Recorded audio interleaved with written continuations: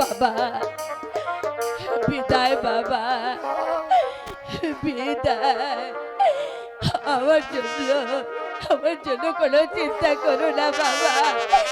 যখন আমার কথা তোমার মনে হবে তখন তুমি আমাকে দেখতে ওই শান্তিনগর চলে যাবে বাবা। আমি তোমার পথ চেয়ে বসে থাকবো, আমি তোমার পথ চেয়ে বসে থাকবো বাবা। তোমার চোখে জলে পথে আমার পিছল হয়ে যায় বাবা। তোমার চোখে জলে পথে আমার পিছল হয়ে যায় বাবা বাবা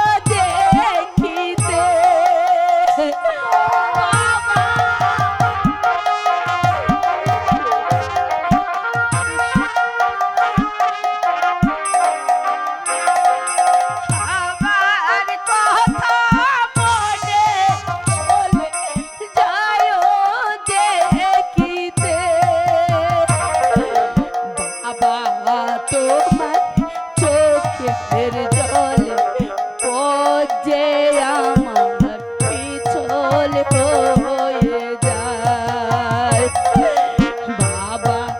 তোমার চোখের জলে পথে আমার পিছল হয়ে যায় বিদায় বাবা, আসি বাবা, বিদায় বিদায়।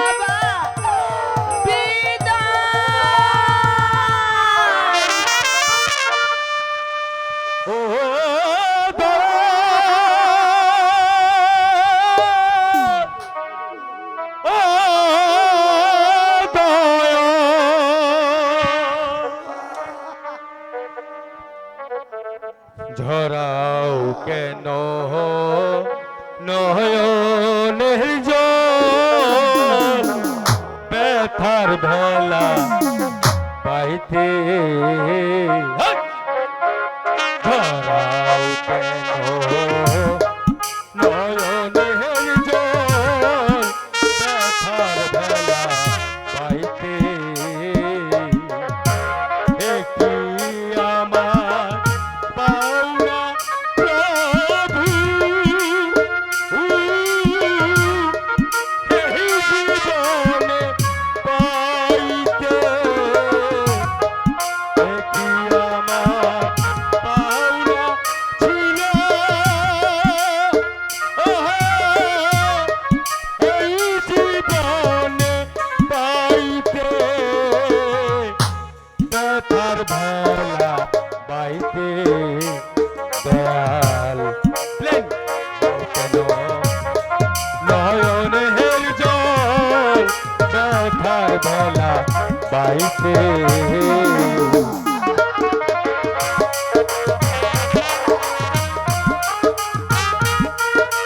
শান্ত হও পৃথিবীটা বড়ই কঠিন ধৈর্য ধরো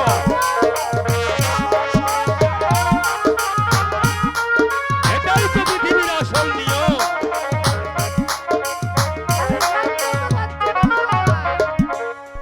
চাওয়া পাওয়ার হিসাবে তোর শূন্য পেলি ফল বিয়োগ ব্যথা হলো রে তোর জীবনের সম্বল চাওয়া পাওয়ার হিসাবে তোর শূন্য পেলি ফল বিয়োগ ব্যথা হলো রে তোর জীবনের সম্বল ওরে একই রে তোর পাওনা ছিল এই জীবনে পাইতে এই কি রে তোর পাওনা ছিল দুঃখের আঘাত সইতে ব্যথার ভেলা পাইতে ধরাও কেন নয়নের জল ব্যথার ভেলা পাইতে ধরাও কেন নয়নের জল ব্যথার ভেলা পাইতে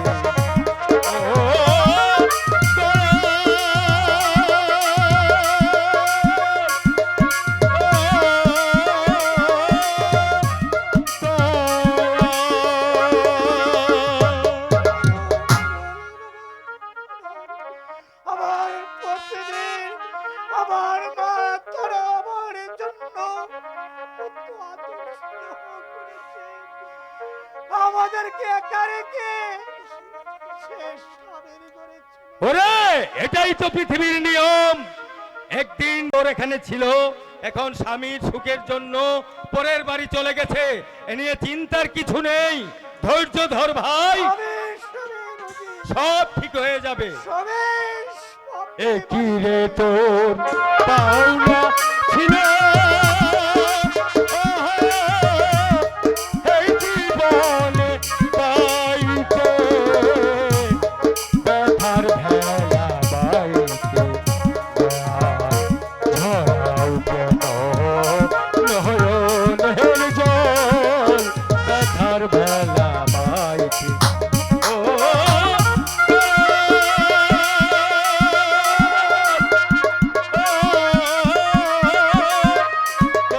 কি করছে ওস্তাদ? অপারেট করছে। ওরা কি পুলিশ যে প্যারট করছে? কেন?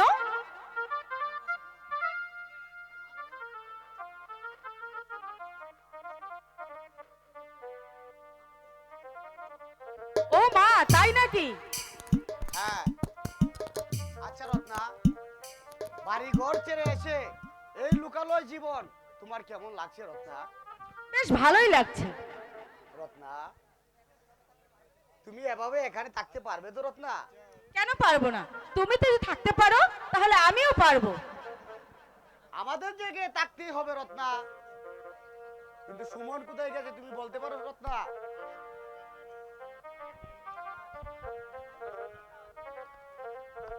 আমি এসেছি উস্তাদ। সুমন, বলুন উস্তাদ। আজ কোথায় গিয়েছিলি তুই? বিলের ধারে জঙ্গলে, কিন্তু শিকার পেলাম না। সুমন, দুলাল কোথায় গেছে বলতে পারিস? সে এখনো আসেনি উস্তাদ। দুলাল আসলে বলবি আমরা আজই আজবনগর যাত্রা করব। তাই হবে উস্তাদ।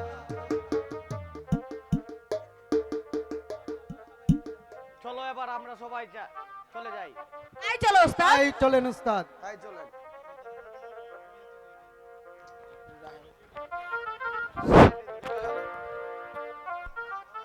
এই আসেন এখানে।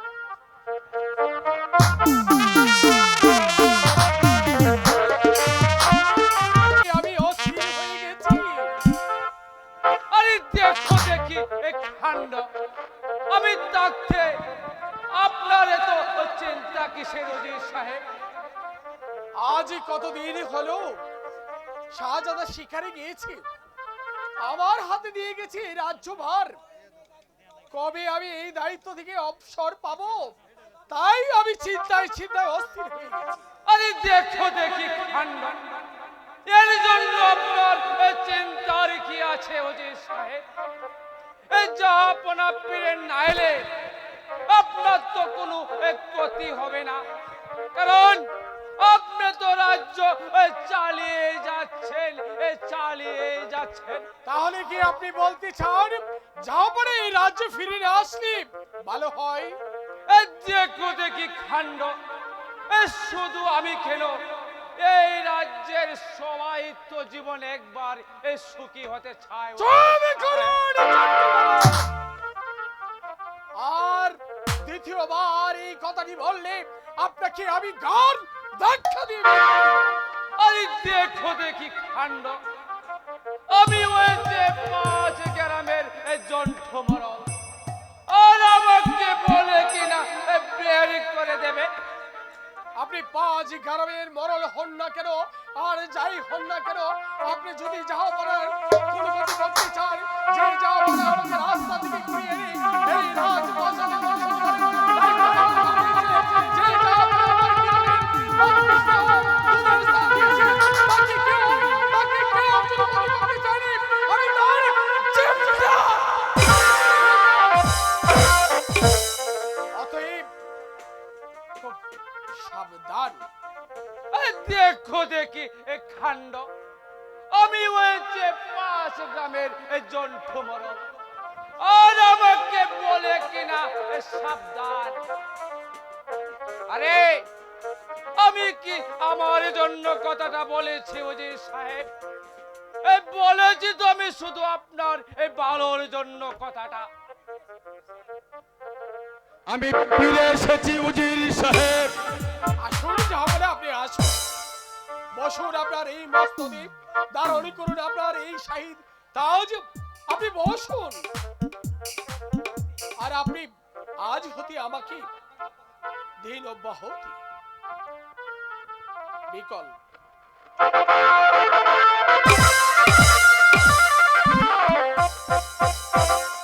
উজির সাহেব ও বরল সাহেব, বলুন জনাব। আমি শিকারে গিয়ে একটু ভুল করে ফেলেছি। ভুল করেছেন? আপনি ভুলই করেছেন জনাব। আপনাদের না জানি আমি এক গরিবের মেয়েকে বিয়ে করেছি। আপনি যদি ভালো মনে করেন তাহলে আমাদের কিছু যায় আসে না। আরে দেখো দেখি কাণ্ড। আপনার কিছু বলার না থাকলে আমারই বলার আছে। মরল সাহেব, হ্যাঁ হ্যাঁ, একটা গরিবের মেয়ে হবে এই শান্তিনগরের বেগম, তা আমি মেনে নিতে পারি। মরল সাহেব, আমি হয়েছে শান্তিনগরের নয়ন বাদশা, আর আমি যাকে বিয়ে করে বেগমের মর্যাদা দিয়েছেন, আপনি তাকেই মেনে নিতে হবে।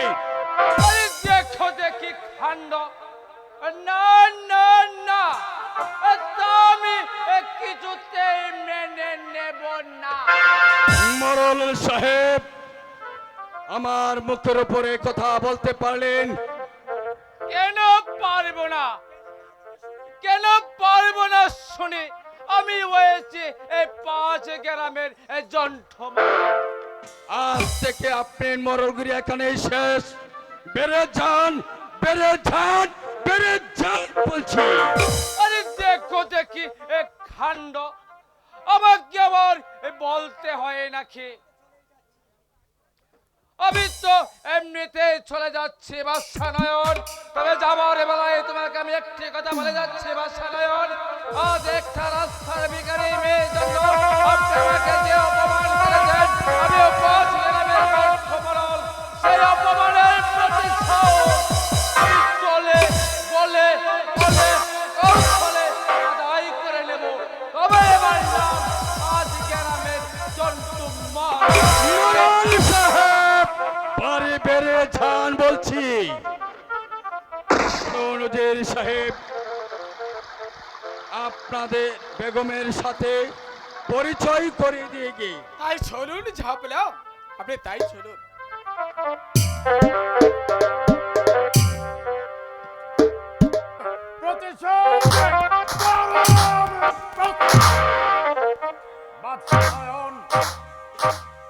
আমাকে যেভাবে অপমান করেছে, আমিও সেই অপমানের প্রতিশোধ কড়াই গন্ডায় আদায় করে নেব।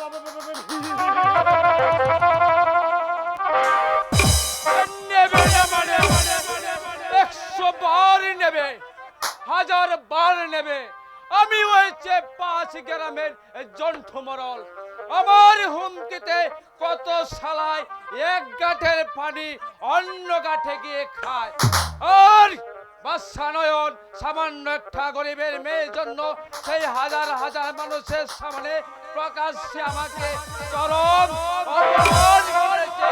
শিপশালার দবির খা আমার আর সহ্য হচ্ছে না। দেখুন মোড়ল সাহেব, বাদশা নয়ন শুধু আপনাকে অপমান করেনি, আমাকেও চরম অপমান করেছে। এখন বলুন কিভাবে অপমানের প্রতিশোধ নেওয়া যায়? এসো এসো দবির খা, কথাটা আমরা খানে খানে বলি, কারণ দেওয়ালের তো কান আছে দবির খা। বুঝলে দবির খা? উত্তম উত্তম যুক্তি দিয়েছেন মোড়ল সাহেব। আপনার যুক্তিতে যদি আমি জয় হতে পারি, আপনাকে দেওয়া হবে 1 লক্ষ স্বর্ণ মুদ্রা পুরস্কার। আর যদি চালনা হয় তাহলে তো বুঝতেই পারছেন। ইয়ার আপনাকে বলতে হবে না দবির খা। তাহলে এবার চলুন মোড়ল সাহেব, আমাদের কাজে আমরা নেমে যাই। বাদশা নয়ন, সেই অপমানের প্রতিশোধ নিতে তোমাকে আমি টেনে আনব এই রক্ত নদীর মাঝখানে। সেখানে পড়ে যেদিকেই চাইবে দেখবে শুধু রক্ত।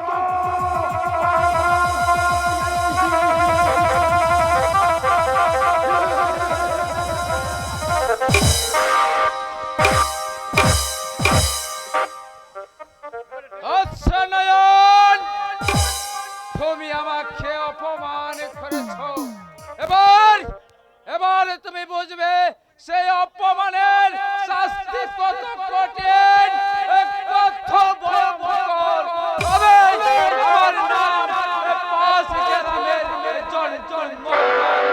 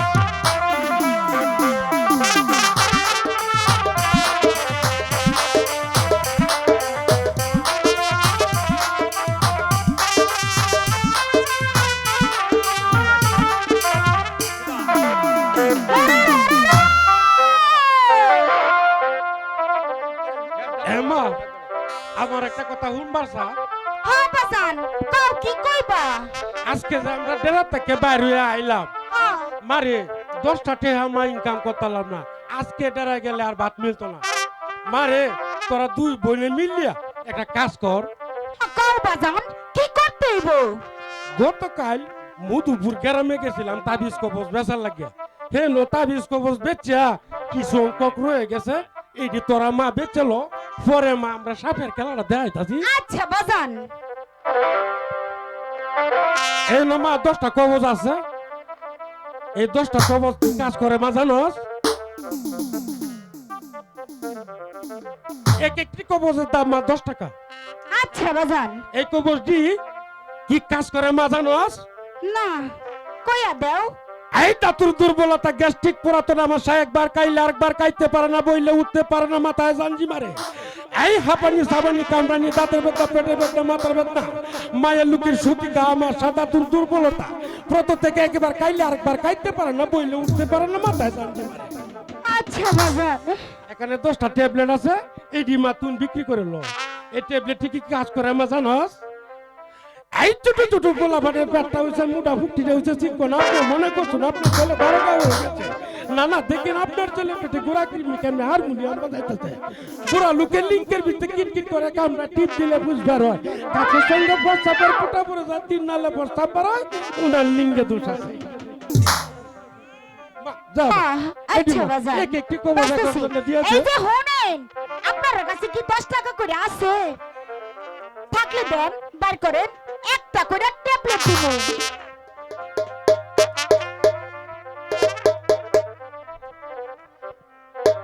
দেন 6টা করে বিয়া করতে পারবেন দেন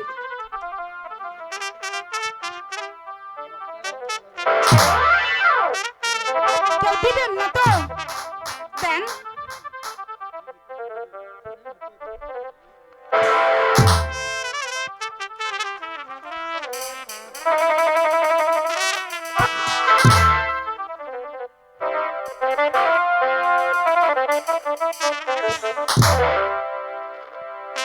কেউ দিছেন না তো মনে রেখেন সাপগুলা আপনার ঘর বাড়িতে গিয়া মানে পাহাড়িয়া সাপের খেলা আরে